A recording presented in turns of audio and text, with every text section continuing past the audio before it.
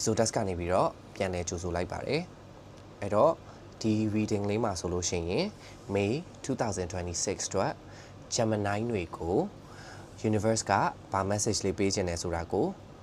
ကြည့်သွားကြမှာဖြစ်ပါတယ်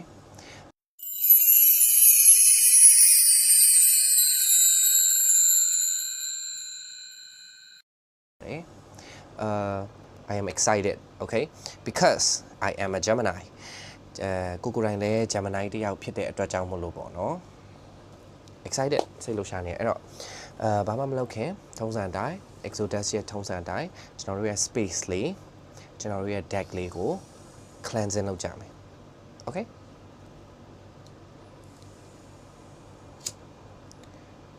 Call in the spirits လက်လေးကတော့နည်းနည်းတုံနေတော့ကျွန်တော်ဒီနေ့လေအဲ့လိုကွန်ပျူတာတိုင်ပင်လုပ်တာနည်းနည်းများနေလို့လက်ကလေးကတော့တုံနေပါတယ် okay let's cleanse this call in the spirit drive out the bad energies drive out the dark energies call in the spirits and open a path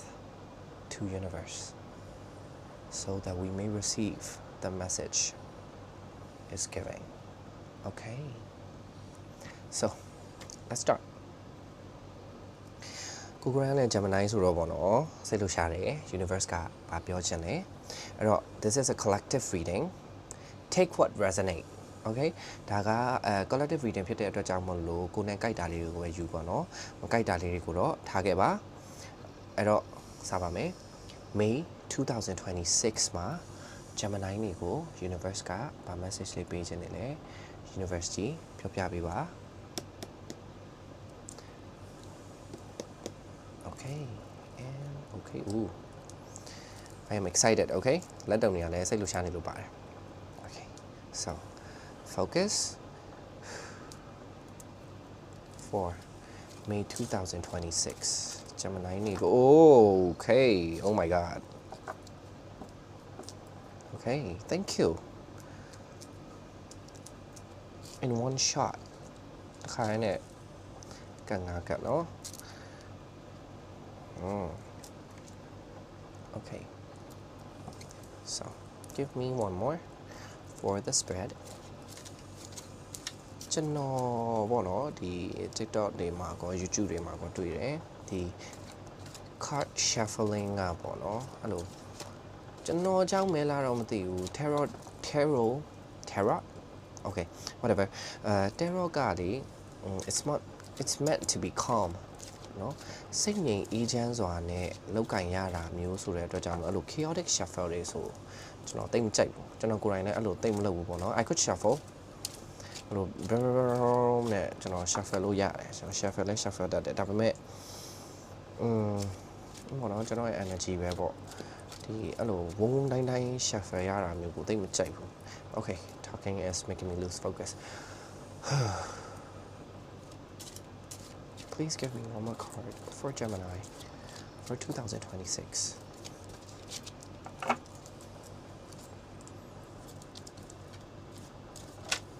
Okay, thank you. Night's energy count and all.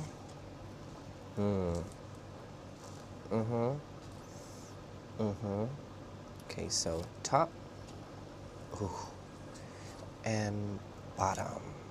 Okay. No, Gemini so Google and Gemini so we are Monday we are like you guys have done a lot. Okay, you guys have done a lot. You guys have been through a lot. အများကြီးဖြတ်တန်းခဲ့တာကိုမြင်ရတယ်အများကြီးစူးစမ်းခဲ့တာကိုမြင်ရတယ်အများကြီးထိုးထွင်းဖောက်ဖျက်ပြီးတော့ကိုလန်းကိုရှောက်ခဲ့ရတယ်ကိုမြင်ရတယ် as I am a Gemini myself I know how hard it is ဘလောက်ခက်ခဲတယ်ကိုဖြတ်တန်းခဲ့ရတာကိုဘလောက်ခက်ခဲလဲဆိုတာကိုကိုယ်တိုင်ပဲသိကြတယ်ပေါ့နော်အဲ့လိုမျိုးအဲ့လို energy လေးကိုမြင်ရတယ် you guys are good ခုချိန်မှာကတော့လေ Gemini တွေအကုန်လုံးက they are in self reflection ကိုငါဘာတွေဖြစ်နေရလဲငါဘာတွေဖြစ်နေပြီလဲငါဘာတွေဖြစ်ခဲ့တာလဲကိုပြန်လဲပြီးတော့သုံးသပ်ရတဲ့အချိန်လေးမှာရှိနေကြတယ်ပေါ့နော် အဲ့တော့ for me you guys need to go into different positions to see the world okay perspective အတွေးအမြင်ရှုထောင့်အကနေကြည့်တတ်ဖို့ကြိုးစားရမယ်ဂျမနိုင်းနေเนาะ for me မေလမှာဂျမနိုင်းနေအတွေးအမြင်တွေနဲ့ရှုထောင့်ကနေကြည့်နိုင်မှုကြိုးစားရမယ်เนาะကြိုးစားတာမှာအပတ်တကုတ်ကြိုးစားရမယ်ပြီးရင်မေလမှာခက်ခဲမှုတွေရှိတယ်ခက်ခဲမှုကလေသိလား external pressure မဟုတ်ဘူးအပြင်ကပေးတဲ့ခက်ခဲမှုမဟုတ်ဘဲနဲ့ကိုပေးတဲ့ pressure တွေเนาะကိုပေးထားတဲ့ pressure တွေရှိနေမယ်လျှော့ပါเนาะကိုပေးထားတဲ့ pressure တွေကိုတင်ထားတဲ့စံနှုန်းတွေ you're setting the bar really high that is not good every time okay စံနှုန်းအမြင့်ကြီးအမြဲတမ်းထားခြင်းကကိုယ့်အတွက်ကိုပေါ့နော်စံနှုန်းအမြင့်ကြီးအမြဲတမ်းထားခြင်းကကောင်းမွန်သောအရာမဟုတ်ဘူးအမြဲတမ်းကောင်းမွန်သောအရာမျိုးမဟုတ်ပါဘူးเนาะအဲ့တော့ကိုယ့်ရဲ့စံနှုန်းလေးကိုလျှော့ပါကိုယ့်ရဲ့ဖြစ်ချင်စိတ်လေးကိုလျှော့ပါเนาะ perspective အသစ်ကနေပြီးတော့ပြောင်းလဲပြီးကြည့်ပါလူအသစ်ဝင်ပါမယ် be happy Gemini singles as I am one myself ကျွန်တော်ကိုယ်တိုင်လည်း single တစ်ယောက်ပါအဲ့တော့မေလကတော့ Gemini နေရဲ့လာပေါ့နော် it can also be set for Taurus တွေတက်လည်းဖြစ်တယ်ဒါပေမဲ့ Gemini နေအတွက်လည်းဖြစ်တယ်အဲ့တော့မေလဆိုတာဒီ Gemini နေရဲ့လာ Gemini နေရဲ့လာမှာ Gemini နေစီကိုငွေကြေးရကော emotional အရာကောတရားဝင်ပါမယ် it's the same person okay it is the same person oh good နော်လူသက်ဝင်ဂိမ်းရှိပါတယ်အဲ့တော့ကိုယ့်ရဲ့ဘဝထဲကိုဝင်လာမဲ့သူကိုစောင့်မျှော်ထားပါ okay I'm just kidding လူသက်ဝင်လာမယ်ဒါသည်ချစ်သူကြီးစားတော်၎င်းတငယ်ချင်းတော်၎င်းမိတ်ဆွေတင်ကဟာဆွေမျိုးเนาะလူသက်ဝင်လာခြင်းရှိတယ်ဒီသူဒီကိုယ့်အတွက် emotion အသက်တွေเนาะ emotion ကောင်းနေ finance အသက်တွေ financial opportunity အသက်တွေ abundance တွေတည်လာပေးမယ်လူတစ်ယောက်ပဲဖြစ်ပါတယ်เนาะ I am getting yeah I am really getting the masculine energy so maybe it's a man ယောက်ျားတစ်ယောက်ဖြစ်မယ်လို့မြင်တယ်ဒီဝင်လာမဲ့လူသက်ကလေနော် for some of you it's going to be a man okay မေလမှာဆိုလို့ရှိရင်ဒါကလေဒီမှာတော့မြင်ရတော့ Gemini နေတော့ karmic cycle ပြီးဆုံးတယ်ပေါ့နော် karmic cycle ပြီးဆုံးခြင်းဝစ်လေတာပြီးပါပြီအဲ့တော့ you are getting what you deserve ကိုရတဲ့ရထိုက်တာတွေကိုရမယ်အချိန်ဖြစ်နေပါပြီเนาะအဲ့တော့ Gemini လေးတွေစိတ်ကလေးကို short အမြင်သစ်နဲ့လောကကြီးကိုကြည်ပေးပါ okay I just heard my dad yawn အဖေကဒါလေးကိုစိတ်လေးကို short ထားပြီးတော့အမြင်သစ်နဲ့ကြည်လို့ပြောလိုက်တဲ့အချိန်မှာအဖေကတန်းလိုက်တယ်ပေါ့နော်အဲ့တော့ maybe it's time for you to relax okay Gemini နေရဲ့သဘောတရားကလေသူတို့ကလေနဲ့အဲ့လိုဂမူးရှူတို့ဝယုံတုံကအမြဲတမ်း active သူတို့ဆိုမှလည်း down time တော့ရှိပါတယ်သိမလားသူတို့ရဲ့စိတ်တက်ကြတဲ့အချိန်သူတို့ငြိမ်သက်သွားတဲ့အချိန်တွေရှိတယ်တိုးတော့သူတို့ရဲ့ဒီအမြဲတမ်းပေါ့နော်ဝုံတိုင်းရှူရှာအဲ့လိုမျိုးလုပ်နေတတ်တဲ့သူမျိုးဖြစ်တဲ့အတွက်ကြောင့်မလို့ have a time off okay နားချိန်နေပေးပါစိတ်ကလေးကို short နောက်လေးကိုစုပ်เนาะ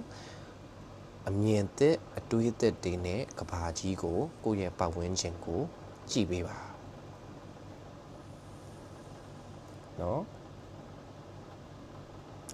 ကိုယ့်ရဲ့ဘေးနားမှာတကယ်လို့အသက်ကြီးတဲ့မိန်းမရှိရင်တော့၎င်းကိုယ့်ရဲ့အလုပ်မှာခေါင်းဆောင်ကမိန်းမတော့၎င်းเนาะအဲ့လိုကိုယ့်ထက်ပါဝါအာဏာကြီးတဲ့မိန်းမတစ်ယောက်ရဲ့အကူအညီရခြင်းကိုခံရပါမယ် I am like Gemini ဆိုတဲ့အတိုင်းပဲပေါ့နော်သူရဲ့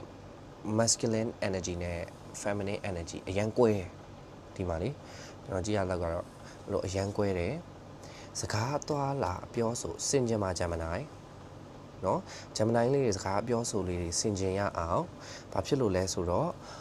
ဒီအခုလာမဲ့မေလမှာစကားအပြောဆိုနဲ့ပတ်သက်ပြီးတော့ပြဿနာတက်နိုင်တယ်နော်စကားပြောဆိုလေးစင်ကြင်မှာ backstabbing ရှိနိုင်တယ်နော်နောက်ကျောကိုဒါနဲ့ထိုးတာမျိုးတွေဖြစ်နိုင်တယ်အဲ့ဒီအတွက်အဲ့ဒါတွေအကုန်လုံးကလည်းအပြောဆိုတာပဲစမယ်အဲ့တော့စကားပြောဆိုအသွားလာစင်ကြင်မှာစကားကုန်မပြောပါနဲ့နော်အစားကိုပဲကုန်အောင်စားလိုက်ပါဂျမနိုင်နေနော်ကိုရတဲ့ရထိုက်တာကိုရမယ့်အချိန်ကိုရောက်နေပါပြီအဲ့ဒီတော့စိတ်ကလေးကိုလျှော့ပါကမူးရှုတို့ဝယုံသုံးကားတွေမလုပ်ပါနဲ့ကို့အပေါ်ကိုပေးထားတဲ့ pressure လေးတွေဖြေလျှော့ပေးပါနော်ဒီ pressure ကိုဖြေလျှော့ခိုင်းတာလည်းဘာဖြစ်လို့လဲဆိုတော့လျှော့နေရသိလားမင်းတို့လေဂျမနိုင်တွေကကိုယ့်ကိုသိတယ်ဒီမှာကြည့်လိုက်တာလေကိုယ့်ကိုသိတယ်ကိုယ့်ဘော်ကို pressure ပေးထားအရမ်းများနေပြီဆိုတာလဲကိုယ့်ကိုသိတယ်ကိုကလည်း short ဖို့စူးစမ်းနေတယ်ဒါပေမဲ့ short ဖို့လုပ်တိုင်း pressure တစ်ခုပေါ်မှာတစ်ခုထပ်ဆင့်ပြီးတော့လုပ်ဖြစ်နေတယ်နော်အဲ့တော့ short စိတ်ကလေးကို short ထား relax okay everything will be okay okay you just need to see it from a new perspective you just need to slow down okay ဝုံသွားပါနဲ့စိတ်ကို short ထားပါမိန်းမကြီးတယောက်ရဲ့အကူအညီကိုရနိုင်ပါတယ်နော် and if I will say တကယ်လို့ကိုယ့်ရဲ့ relaxation ကအဆင်မပြေဘူးကျွန်တော်ဒါကပေါ့နော်ဒါ Exodus ရဲ့ထုံးစံအတိုင်းအဲ့လို ritual လေးပေးတယ်ရရပုံစံမျိုးလေးပေါ့နော် it's a ritual okay ရရခြေလိုမျိုးနေနေနေတွက်ပြီးတော့ကူကအဲ့လိုမျိုးခြေတာမျိုးမဟုတ်ဘူး Exodus မှာတော့အဲ့လိုမျိုးရရကိုဒီ general reading မှာတော့ပေးလို့မရှိဘူးပေါ့နော် general reading မှာတော့ပေးလို့မရှိဘူး private reading well my tongue private reading တွေမှာတော့အဲ့လိုမျိုးပေါ့နော်သက်ဆိုင်ရာရရလေးတွေပေးလို့ရှိတယ်နော်သက်ဆိုင်ရာနဲ့ပတ်သက်ပြီးတော့အဲ့လိုရရချေလို့ရမှာလေးတွေမြင်တာလေးတွေအတွက်ရရပေးလို့ရှိတယ်သို့တော့general reading collective reading မှာကတော့ပေးလို့မရှိပါဘူးဒါပေမဲ့ ritual လေးတော့ပေးတယ်အဲ့တော့ဒီတစ်ခါ Gemini လေးတွေကဘာ ritual လေးလုပ်ရမလဲဆိုရင်ခြေထောက်လေးကိုစေးတာခြေထောက်လေးကိုဘယ်လိုစေးလဲဆိုအဲ့လိုလေ spa မှာစေးလိုမျိုးစားလေးနဲ့အဲ့လိုကြကြနာရေနွေးလေးနဲ့စိမ်ပြီးစေးတာမျိုးလေးတွေလုပ်ပါ relax your mind okay relax your mind စိတ်လေးတွေကိုလျှော့ပါ also ဘာဖြစ်လို့ခြေထောက်နဲ့ပတ်သက်ပြီးတော့ဒီလိုစားရည်စိမ်တာမျိုးတန်ရှင်းလောက်တာမျိုး ritual လေးကိုပေးတာလဲဆိုတော့ဒီမှာဂျမနိုင်လေးတွေခြေထောက်ပိုင်းနဲ့ပတ်သက်ပြီးတော့ထိခိုက်ရှနာလေးတွေရှိတာမျိုးခြေထောက်ကိုက်တာခြေထောက်နာတာမျိုးတွေမြင်ရပါတယ် so အဲ့ဒါကြောင့်မလို့ခြေထောက်ကလေးတွေကိုဂရုစိုက်ပေးပါခြေသေးလန်နာလေးတွေသိရမလားအဲ့လိုခြေချောင်းလေးနာလေးတွေအဲ့လိုဘဝမှာအခက်ခဲဆုံးအနာဆုံးခံရခက်ဆုံးကဘာလဲဆိုတော့ခြေသန်းနဲ့နေရန်နဲ့တိုက်မိတာခုံနဲ့တိုက်မိတာအိုးစိတ်နေရပဲเนาะအဲ့တော့အဲ့လိုမျိုးလေးဖြစ်တတ်ပါတယ်ခြေထောက်နဲ့ပတ်သက်ပြီးခြေထောက်ပိုင်းနဲ့ပတ်သက်ပြီး physical ဘိုင်းထိတာမျိုးဖြစ်တတ်ပါတယ်သတိထားပါเนาะ okay so Exodus ရဲ့ reading ကတော့ဒီနေရာမှာရပ်ပါပြီအဲ့တော့ဒီ reading လေးကိုမပိတ်ခင်မှာပေါ့နော်ဒါ spirit တွေကိုကျေးဇူးမတင်ခင်ပြန်မလွတ်ခင် universe ရဲ့တကားဘက်ကိုမပိတ်ခင်ပေါ့နော် Exodus ရဲ့ထုံးစံအတိုင်း lucky charm လေးရွေးပါမယ် lucky charm လေးတောင်းခံပါမယ် universe ကနေပြီးတော့ so for May 2026 Gemini လေးတွေစောင့်တဲ့ lucky charm လေးကိုပေးပါအောင်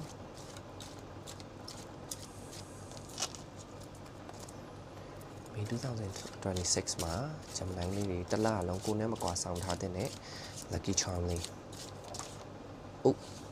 okay two it is then okay နှစ်ခုကြာရင်လည်းနှစ်ခုပေါ့နော်အဲ့တော့you got 8 of wands and 2 of cups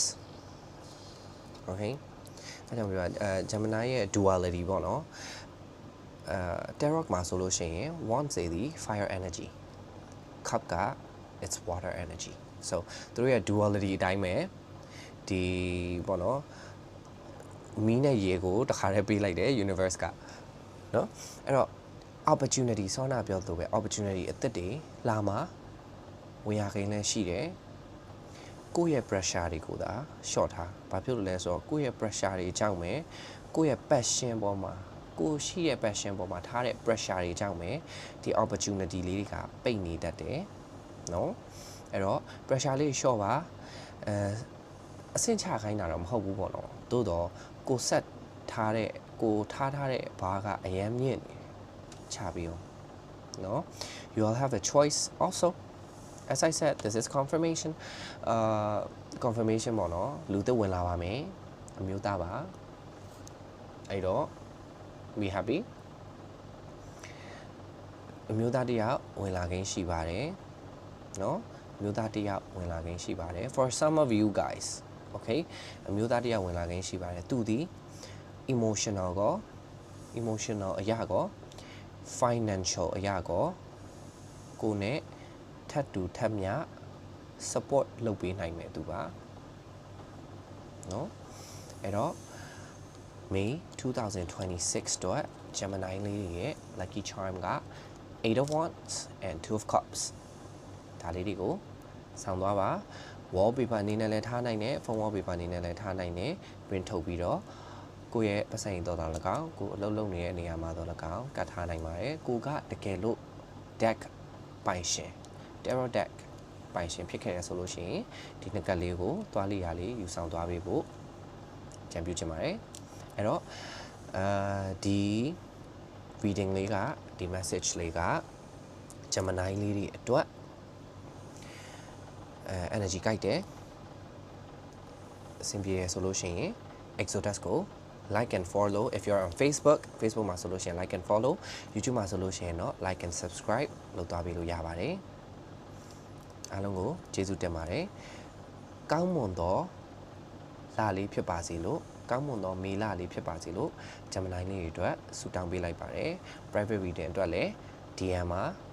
chat box မှာ DM မှာလာရောက်ဆက်သွင်းလိုက်ပါတယ် so bye bye Exodus out